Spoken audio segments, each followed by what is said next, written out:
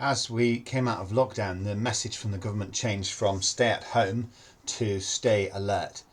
There's still a lot of danger around. Now's not the time to relax too soon. And even last week, as the Prime Minister announced the end of lockdown, there were calls to continue to be vigilant, to not go crazy or to think we could go back to how life was before, to stay alert.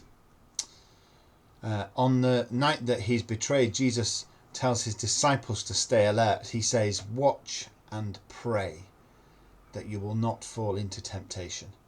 The disciples, of course, famously fell asleep while Jesus prayed. But rising up from his anguished prayer, he shakes them from their sleep and he renews the call. Watch and pray. Stay alert. The Christian life is a life lived awake, alert to ultimate spiritual realities, to gospel realities. Like the fact that we are taking part in a spiritual war raging behind the scenes in the heavenly realms, as we saw in the book of Ephesians, or like the reality and the danger of temptation, like the reality of the coming future judgment when Christ returns. At points, lockdown has been a rude awakening. Those ultimate spiritual realities have seemed to come into sharper focus as we've reflected on our own and been made aware of our own mortality, of our fragility and weakness and need and sin. And maybe we've found ourselves more aware of future judgment and the return of Christ and the priorities that we should have in the face of those things, and just our priorities for life in general, as our lives have been turned upside down. It's woken us up, hopefully, and at points, hopefully as well, it's driven us to our knees. It's told us to stay alert, to watch and pray. There's also been that potential wake-up call for our society as a whole.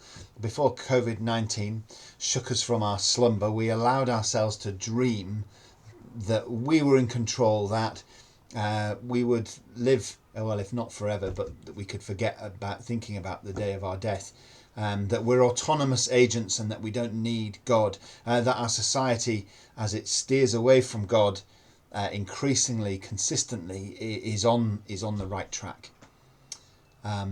We, of course, as Christians, have been hoping and praying for much of this pandemic that God would use it to wake our nation up from its spiritual slumber, so that many would return to Christ.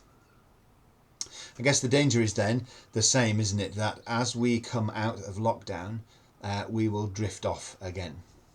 That in the stress and the anxiety, the busyness and the joy of figuring out whatever the new normal is, that our nation forgets the wake-up call that God has issued it in his mercy.